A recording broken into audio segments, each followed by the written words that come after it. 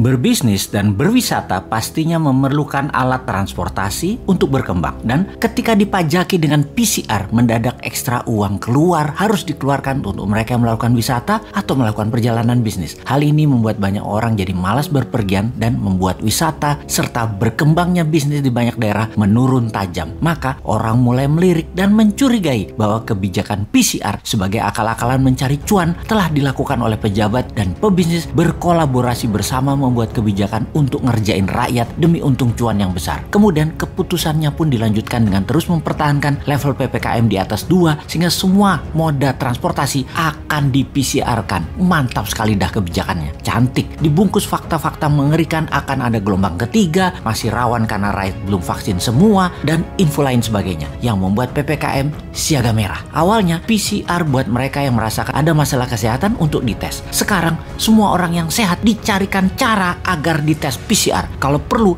anak sekolah, penumpang ojek, naik bus, naik angkot, bajai, semua harus menunjukkan hasil tes PCR. PCR menjadi kewajiban seperti vaksin. Vaksin gratis oleh pemerintah, tapi PCR bayar. Bayar ke swasta yang isinya adalah perusahaan milik pejabat berkuasa yang serba bisa tersebut. Sehingga kesimpulannya adalah it's not about pandemic, it's about demand and supply. Pertama-tama kita ucapkan terima kasih kepada majalah Tempo yang secara khusus menulis artikel Kongsi Pencari Rezeki. Sejumlah laboratorium tes PCR milik politikus dan konglomerat meraup untung saat pandemi COVID-19.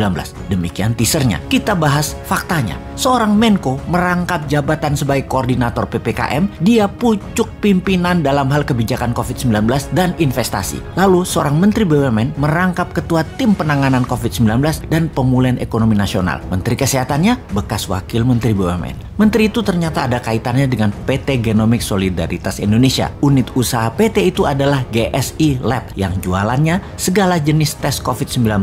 PCR swab, same days, swab antigen, PCR kumur, dan lain sebagainya. Dalam situs resminya, GSI Lab mengklaim memiliki 1.000 lebih klien korporat, melaksanakan 700.000 lebih tes, menyalurkan 5.000 tes gratis, dan donasi total 4,4 miliar. Poin penting, dia yang membuat kebijakan sebagai pemerintah, dia juga yang jualan barangnya. Kita bedah lebih dalam, siapa pemilik PT Genomics Solidaritas Indonesia yang dibuat April 2020, sebulan setelah kasus COVID-19 pertama di Indonesia. Komposisi pemegang sahamnya adalah Yayasan Indika untuk Indonesia, Yayasan Adaro Bangun Negeri, Yayasan North Star Bakti Persada, PT Toba Bumi Energi, PT Toba Sejahtera, PT Kartika Bina Medika Tama. PT Toba Bumi Energi dan PT Toba Sejahtera adalah entitas anak PT TBS Energi Utama Tbk atau Toba. Opung pernah mengakui katanya dia memiliki sedikit saham di situ. Pastinya dia adalah pendiri grup tersebut. Kita tidak usah merinci lebih dalam lagi dari nama-nama tersebut siapa saja mereka. Silahkan cari sendiri siapa pemiliknya. Toh